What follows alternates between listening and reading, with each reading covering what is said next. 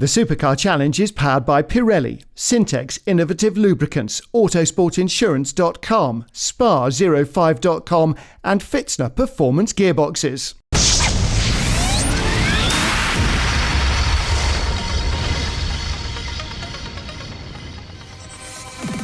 Hello and welcome to the fourth round of the Supercar Challenge powered by Pirelli at a very wet Zolder in Belgium.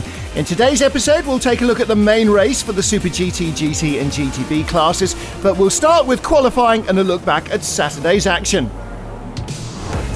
The starting grid for both races is set by a single qualifying session. The fastest lap time sets the position for race 1, second fastest for race 2. On pole for both encounters, guest drivers Nico Pronk and Lamborghini factory ace Peter Cox with the Gallardo GT3 FL2. And Cox is the only man to dip under the 1 minute 30 mark in dry conditions on Saturday morning, but the competition was very close. Closest of all was the SRT Viper GT3 of Roger Grals and new for this weekend teammate Robert de Graaf. After engine trouble in Spa, the Race Art team is back with a brand new power unit. De Graaf set the second fastest lap time in qualifying. That means they'll start second on the grid outside of row 1 for race 1, and they're strong for Sunday's encounter as well. The Martino Rosso Racing Team Ferrari 458 GTE is right behind the Viper on the second row of the grid. They were just 0.05 of a second slower in qualifying. Bob Herber and Martin Lanting currently lie second in the Super GT Championship as well, just 4 points behind leader Henry Zumbrink. Zumbrink will start fourth in race 1 in his Volvo, just 0.04 of a second slower than the Ferrari. But those times, of course, were set on slick tyres, and the first race will be in rainy conditions. Fifth on the grid for race 1, this brand new Dutch project, the Vicora V8, driven by Barry Mason. After technical woes at Spa, trouble again for Kelvin Snooks in his Volvo S60 V8. This time it's gearbox related, and the clear problem, the gear has sheared in half. Luckily the Davitech engineering team can fix it on site this time, but with one gear missing in qualifying, Snooks only managed 8th place for both races. A wet track for Saturday's first race, everybody on rain tyres. Henry Zumbrink moving up from 4th to 3rd ahead of Bob Herber's Ferrari from the start, but going into the canal turn, there's trouble. Contact between the two of them, Zumbrink on the outside on the slippery track, into the gravel trap, and he doesn't complete 75% race distance. Bad news for the championship leader. And there's bad news too for his teammate Kelvin Snooks. He comes in with a broken radiator. Thierry Verstraeten's NSC Lamborghini Gallardo spun on the opening lap. Snooks couldn't avoid a collision. Both men out of race 1.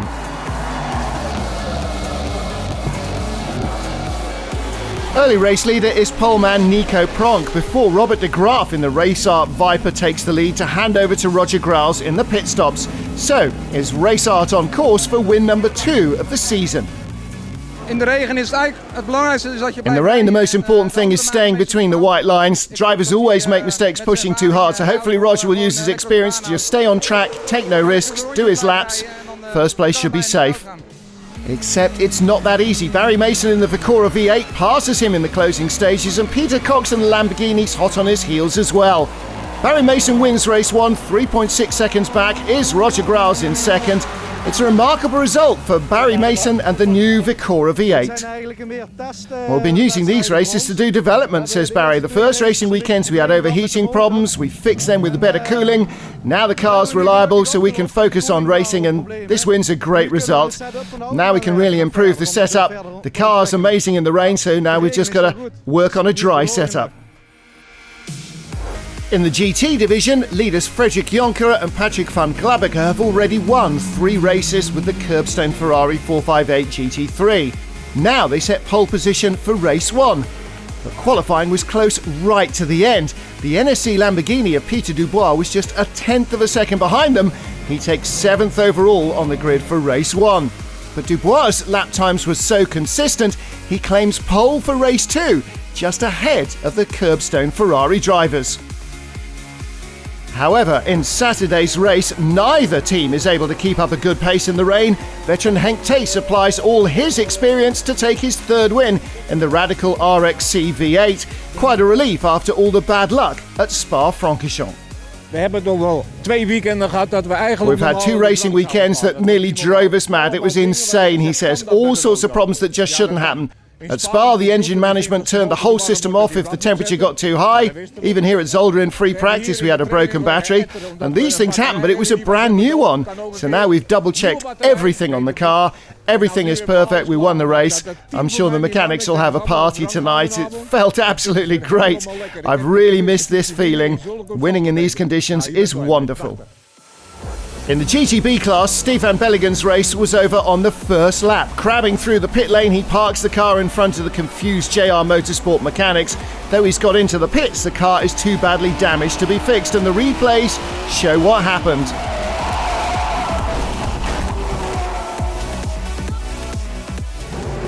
Na de Villeneuve, de eerste rechtse daar... After Villeneuve in the next right, I was in the middle of a big pack, he says. Really don't know what happened, but I ended up in the tyre wall. Quite a big impact. Hope we can fix the car for race 2, but things aren't looking too good at the moment. Well, despite the worried faces in the pit lane, the JR Motorsport crew works all night on the car, and Van Bellingen and Wild Slice will be able to run in race 2. Corvette drivers Max Kubot and Ferdinand Cole win their 4th race of the season, extending their GTB championship lead. Biggest rival Dan Meyer way back in 6th place. Ben ik blij? Ja en nee. Ook weer wel, want we hebben gewoon puntjes gehaald. Am I happy with the result? Well, yes and no. I know I can do a lot better than 6, but we still managed to score a few points. That's the main thing. I'm still aiming to win the championship. Race 2 is about to start. I'll start 6th in GTB. It'll definitely be another wet race, so that's a shame, but it is what it is. Handily, the Porsches are good in the rain. I just need to stay on track this time, not take any risks, and then hopefully getting on the podium should be possible. Got to stay close to those Corvette boys, then everything should be fine. Race 2 of the weekend, and as Dan Meyer said, it's another wet one. The fans on the grid certainly need their umbrellas for the grid walk. On pole in SuperGT, the Lamborghini GT3 of Nico Pronk doing the first stint. In the first race, he lost a few places in the opening lap, so Peter Cox giving him final words of advice to stay safe. Second on the grid, Henry Zumbrink's Volvo S60 V8. After the collision in race 1, he's now second in the championship, so eager to improve. Third, the Race Art Viper GT3, and it's Roger Grals who will start race 2. In total, there are 19 cars on the streaming wet grid. Will Barry Mason win race 2 as well? He starts on the second row in 4th place in the yellow Vicora. And as the field leaves for 2 warm-up laps, they'll get a chance to assess the conditions with all the puddles and small rivers that cross the track here at Zolder. So the race will start behind the safety car, no overtaking until they cross the start-finish line. So here we go then, safety car pulls off. Nico Pronk in the black Lamborghini, Henry Zumbrink's Volvo right behind. Roger Grals, the Viper, the yellow car, the Vicora of Barry Mason. Our GT leader, Peter Dubois' Lamborghini, 5th on the grid. We're with Bob Herber in 6th position as they stream across the soaking wet start-finish line down into the Eerste Linker, the first corner, and already the Lamborghini drifts out wide. So Henry Zumbrink straight into the lead. And Roger Grals gives us an indication of just how poor the visibility is. The Vicora up to 2nd place, the Lamborghini down to 3rd ahead of the Viper of Roger Grals, and everybody looking for a clean line. On board with Kelvin Snooks. Oh, and a real handful of opposite lock there. These Volvos, very little traction control. He's got a good run going on Bob Herber, down to the first chicane. Bob Herber down in 7th now. Kevin Snooks is in front of us. In front of him is Peter Dubois in the GT Lamborghini Gallardo.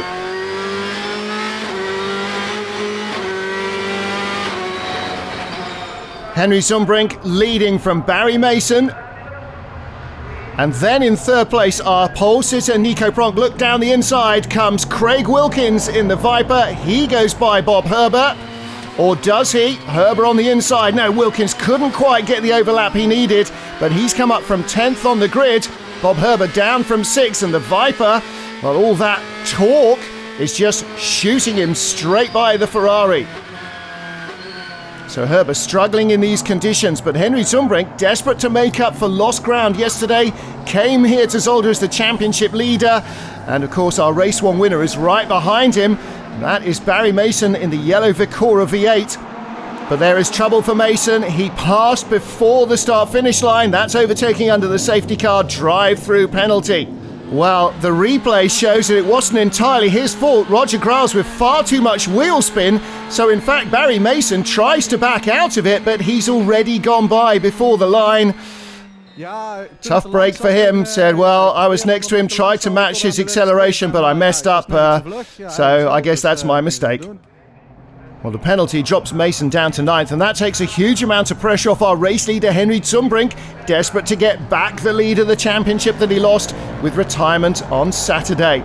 So this now the battle for second place. Nico Pronk in the Lamborghini, Roger Graals right behind in the new SRT Viper, and behind him, the GT pole-sitting Lamborghini of Peter Dubois. So Graals in a tough place here. If he tries to attack Pronk and gets it wrong, he could find Dubois shooting up the inside and taking a place away from him. And here he outbrakes himself a little into the first corner, and that's exactly what happens.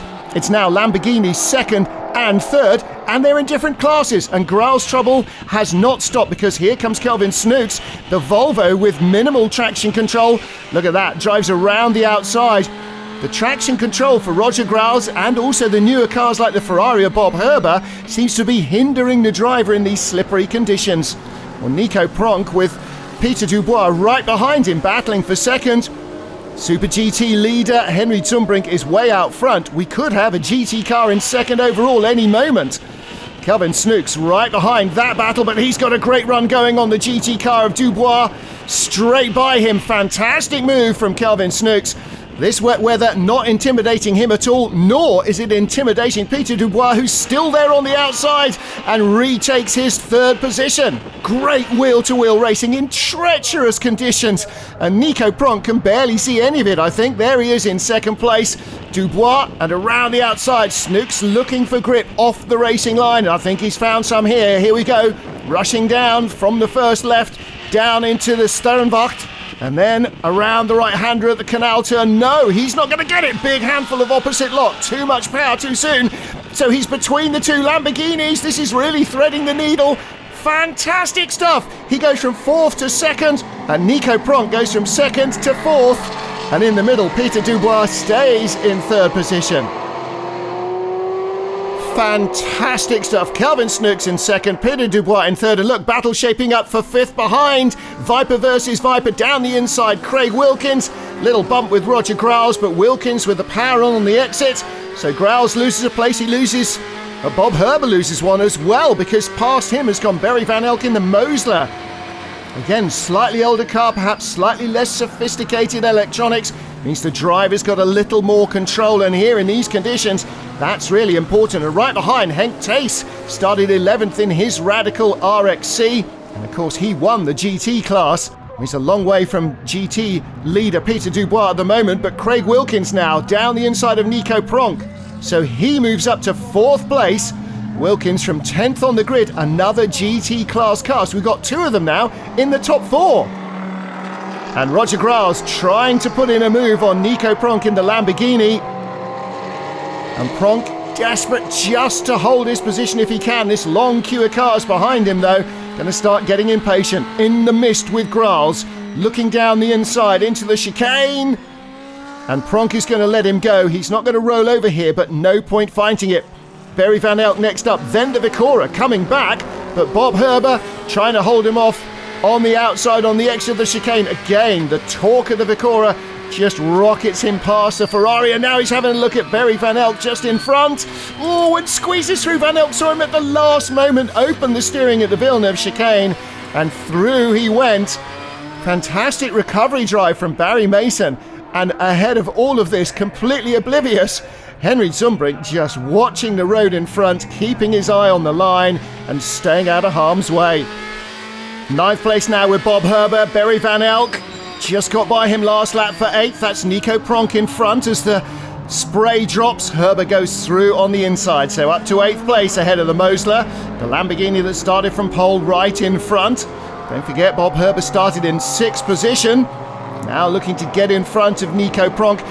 The Pronk and Cox Lamborghini might be annoying, but it's not scoring important championship points here, so Herber has got to really try and get by and concentrate on the cars that matter, those in front. Goes around the long way, and then gets back onto the racing line into the braking area. So he's now up to 7th. Looks as though the tables are turning a little for Bob Herbert. Well, Bob Herbert right behind Roger Graus now. This is for 4th place. Barry Mason is in front in the Vicora, down into the first chicane. Both drivers, it seems, getting to grips with their traction control in these conditions. It's not that much drier, but they seem to be able to use their power a bit better. So Bob Herbert goes by Roger Graus for 4th. Is the balance of power changing? Stay with us to find out how it all ends up.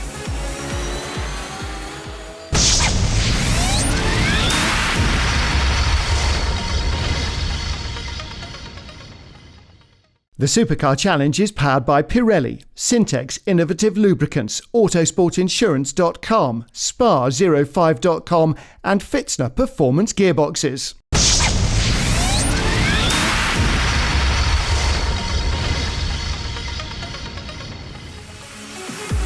Supercar Challenge action from Zolder in Belgium, streaming wet for Sunday's second race, and that means balletic poise and fingertip control absolutely critical. As we get into the meat of the race, Henry Zumbrink is our race leader from teammate Kelvin Snooks.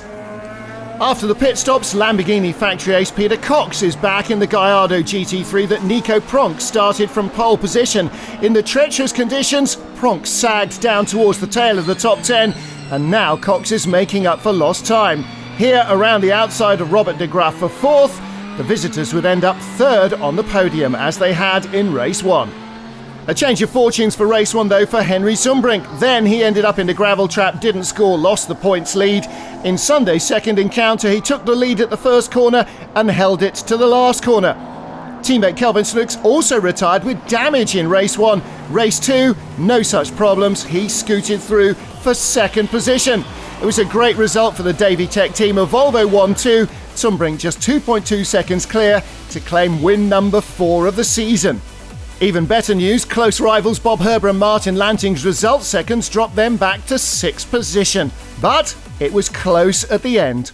I decided to start on used wets. Gives you a great grip at the beginning, but at the end, lots of degradation. So the last part of the race was very close, very exciting, but turned out okay. Top result.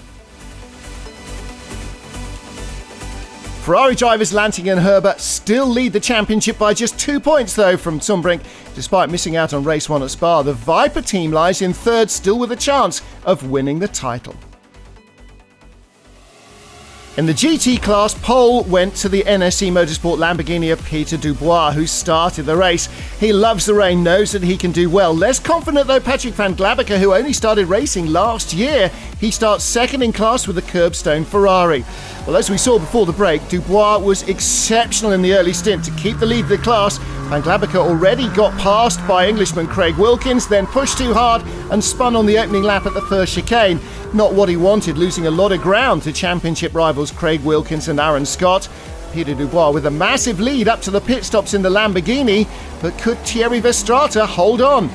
Ja, het wordt heel erg spannend, inderdaad. Not sure, says Peter, but very exciting, I'm sure. Don't think our lead's big enough.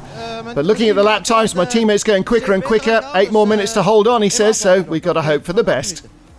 Well, in the closing stages, Henk Tace might not be the quickest GT competitor on the track, but he's one of the most consistent. And he managed to pass Thierry Verstraete on lap 26 to win the race for the 2nd time in the weekend. 2nd place though for Verstraete, and Peter Dubois still a great result after DNFing on Saturday, while Craig Wilkins and Aaron Scott score vital championship points, but Henk Tace on top for the 4th time this season. The veteran again using the lightweight of the Radical and his experience to come out on top. Dit was een goed weekend. Weersomstandigheden waren... What a good weekend that was after all, he said. The weather's really favoured the much lighter Radical. I was on my own a bit in the 2nd stint, but then I was getting closer and closer to the Lamborghini. Managed to push even harder, get by him, but there's not much left of me, I'm afraid. Great weekend though, 2 wins, and we got a lot of confidence going into the next round. A happy man, and it seems as though he's left his bad luck behind him. That's good news. No change in the standings, but Henk Tace is starting to pile up the points now, chasing the lead pairs.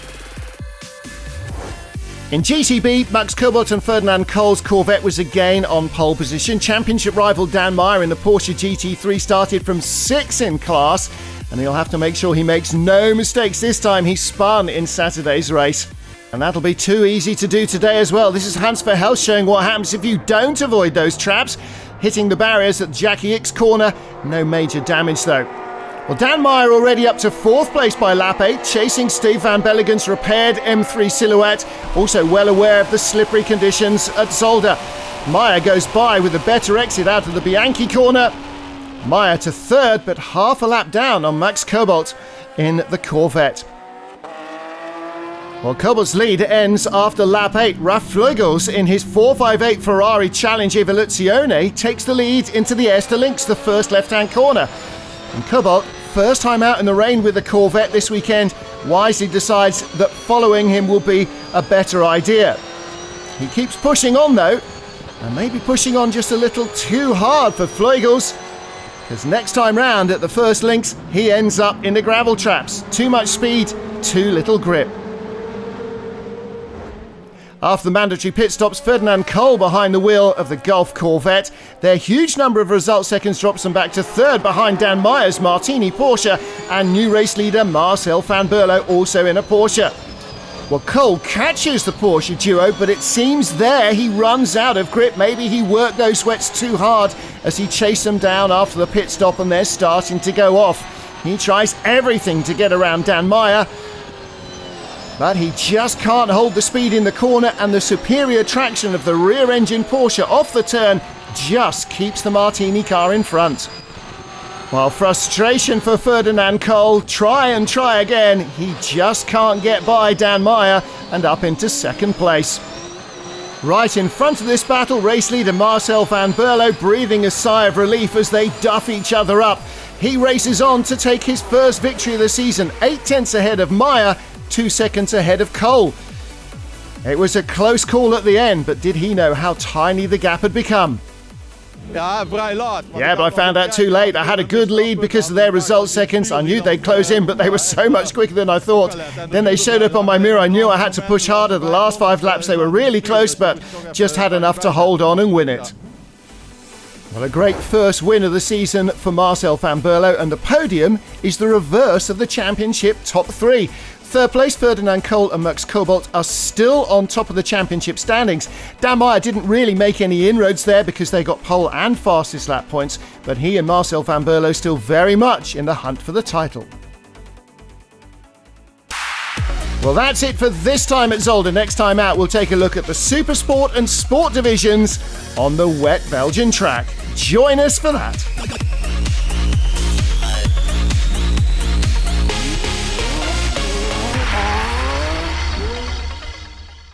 The Supercar Challenge is powered by Pirelli, Syntex Innovative Lubricants, Autosportinsurance.com, Spa05.com and Fitzner Performance Gearboxes.